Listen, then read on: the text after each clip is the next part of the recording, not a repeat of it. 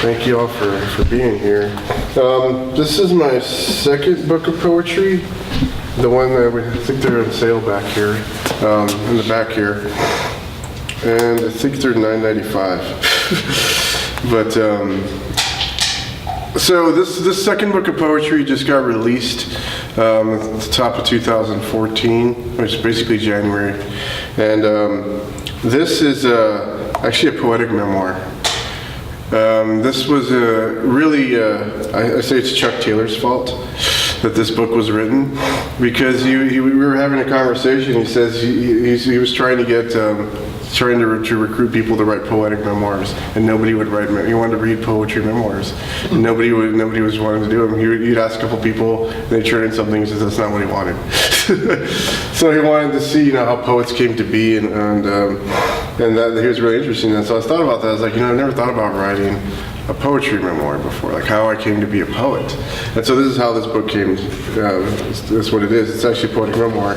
It's a mixture. I mean, it's all poetry, but the publisher likes to sell it as short. It's prose poems, but short stories or flash memoir, whatever they call it.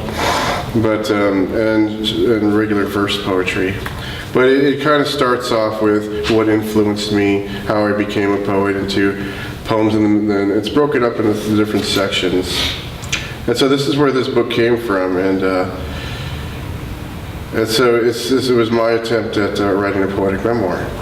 And one of the opening poems to this is, it starts off with a quote by Gary Snyder, and the quote is, "Of all the streams of civilized tradition, poetry is one of the few that can realistically claim an unchanged function and a relevance which will outlive most of the activities that surround us today." So, the reason this quote is this poem I'm about to read is called "The Poem Will Outlive Us All." When I read this by Gary Snyder, who's also another really good poet, a beat poet, it reminded me of there's the writer that I met. Her name was Helena Maria Villamontes, and she told me the story about she was supposed to do a reading at Virginia Tech, and it was the day that the massacre occurred. And so she was there the day before, or the day of when it occurred, and she didn't know if she should do her reading or not. It was supposed to be the next day. And so she was asking the students and the organizers, she doesn't think that she should do this, that it's not the right time. And they told her, no, this is actually the right time to do a reading. And so instead of her just doing a reading, what she did was she opened it up as an open mic. And she had everybody come up and read, and tell some sort of testimonial. And when that was happening, she realized that poetry has a function that no other art form does.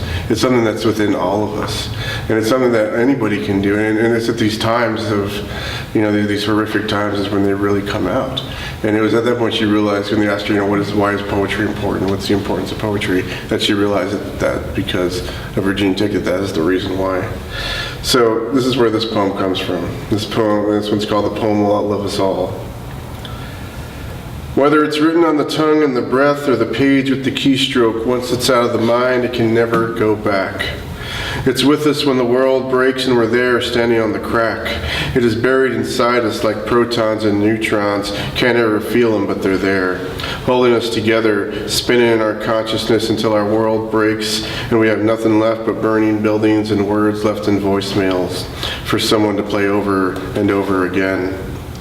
Trying to hold on to a last piece of something long gone. And in that deep chasm of desperation, something emerges that we can't explain. It's wrapped in images that we can only explain in words. It's a poem that we write, without pretext, without training. It simply blooms from the center of our pain. It spreads its petals in sound and syllable. Whether it's good or bad, it doesn't matter. It simply exists to draw the sun in and cast a light where only dark things live. And it is that which does not require an instrument or a brush, but simple words. It's encoded in us, our DNA in every one of us, like eye color and thinning hair. It's our safety net when the world seems to want to crush every last bit of us in the dust. and everyone seems to be smiling when the walls cave in.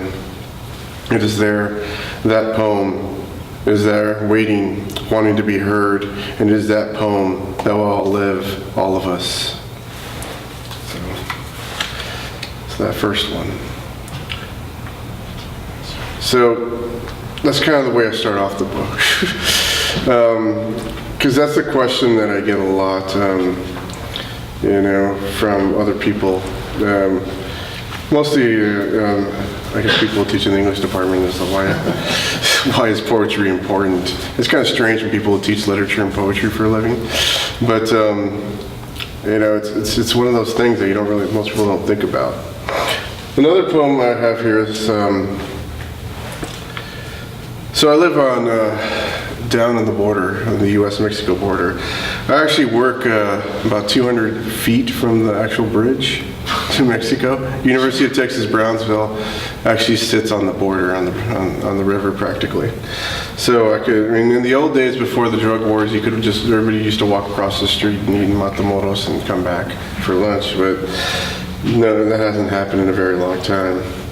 So down there we do have, most people know about the stories from Juarez and people that go missing, people that get kidnapped. Well, it happened there a lot too.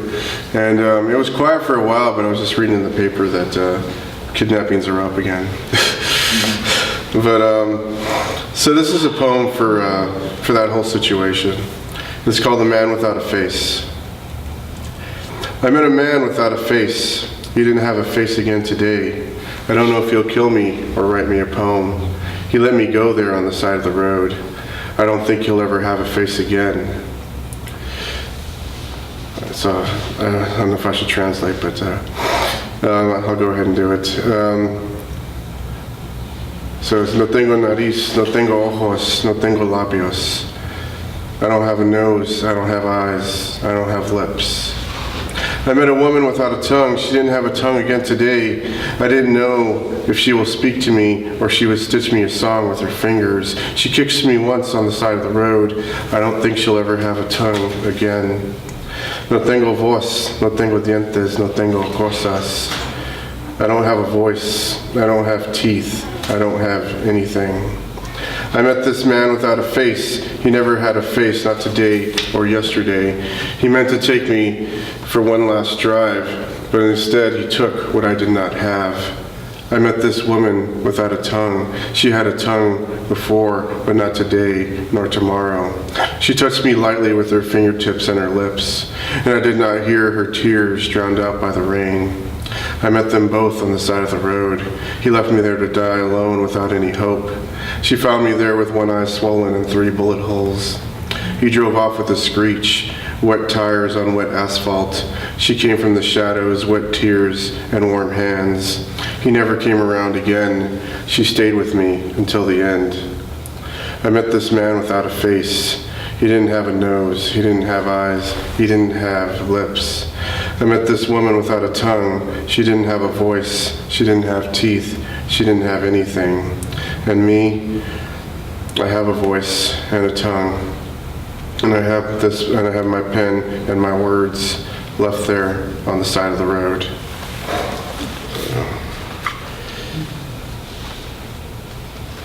So what I'm going to do is I'm going to skip over to one of the beat poems here. So for me, beat poetry does a lot of different things, but one of the things is really about the freedom of language for me. And this poem, I kind of came from the space of kind of reclaiming our own stories and reclaiming the way we tell our own, or write our own poetry, if that makes sense. But trying to find a new way, always trying to find a new voice, trying to write something different, and not kind of get lost in the old styles all that much. It's called 1 Hectic Minute. 1 hectic minute, as absurd as a bomb with homemade pockets, as absurd as brass hamburgers and leather trees. We need these things to be like chaos in a rainstorm. There has to be meaning behind the randomness of time out of control.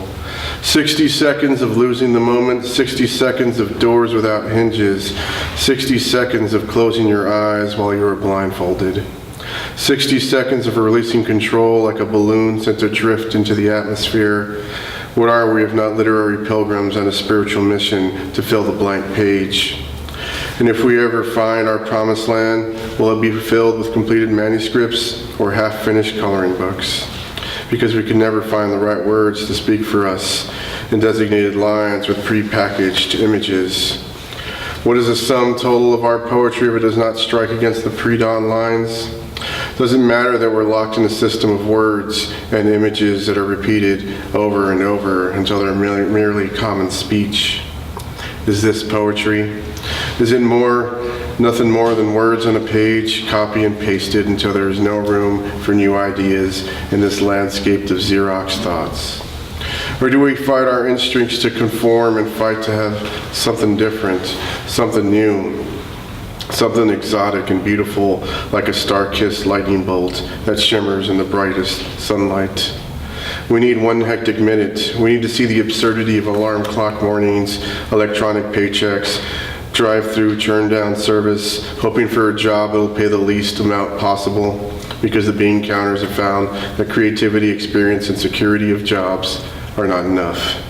We need to find the absurd in the absurd and forget that 1 + 1 = 2. We need to dream of the quixotic, where we see windmills as giants and donkeys as gallant steeds. We need to destroy the printing press that spins our story, even if it's just for one moment. So there's that one. So I'm going to read one last one here. Let's see if I can find it. Before I have new stuff that one more that I'm going to read after this one. But this one is another one of these poems. I wrote this poem actually a week before the Boston Massacre. And it's very eerie for me because when you hear it, it's going to sound like it's about the Boston Massacre, but it hadn't occurred yet when I wrote this. It's one of those weird, I don't know, prophetic moments that poets have sometimes. It was actually talking about the Sandy Hook massacre, but it's called "Where Were You When the Bombs Went Off?" Where were you when the bombs went off? Were you sitting at home minding your own business? Were you sitting in a prison cell trying to find a way out? Were you watching literary pilgrims battle the banning of poesia? Were you writing your 1,000 words to cover up pain, shame, and secrets? Where were you where the bombs went off? Hundreds running for a cause down streets you have driven 1,000,000 times, past the coffee shop of your morning cup. A backpack sits and waits for you. Where were you when a madman burst into your school with split-second timing, took 20 children during their morning grammar lesson? Did you hear their screams as they took their last breaths? Did it fill you with anger and sorrow? Does it matter that this happens every day for kids in the hood and the barrio? Were you there when the Joker emptied 1,000 rounds into a crowded theater, dressed enough riot gear to stop a tank? Did the violence of the flashing screen distract you from the horror around you? Is that why we quickly forget that he bought all these weapons legally? Or is it just something we justify as a necessary casualty in this war for freedom? Where were you when the towers fell?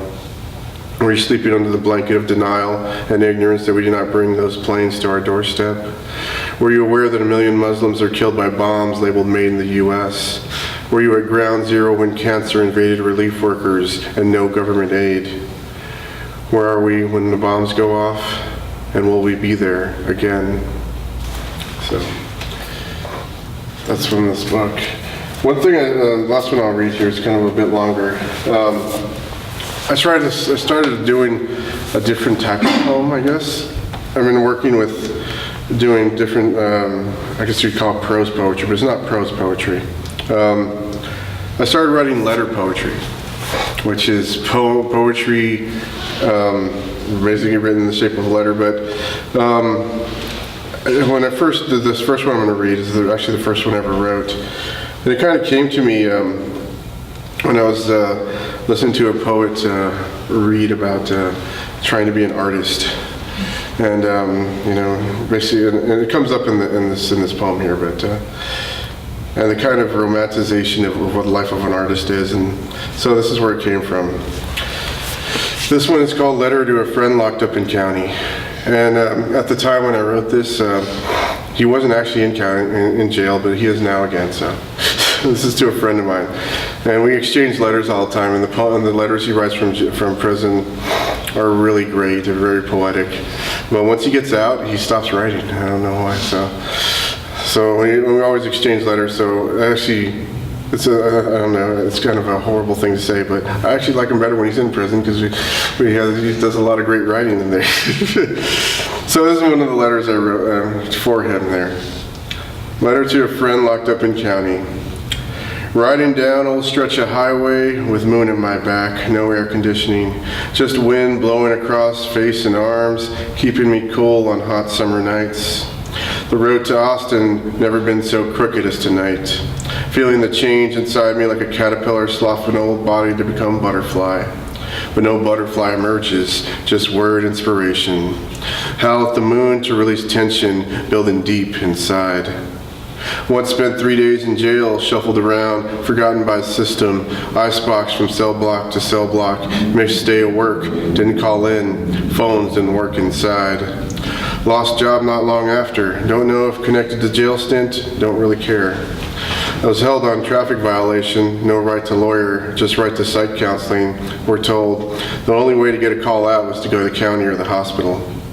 Almost faked hyperventilation to get sent to hospital, but finally moved to a block where phone worked.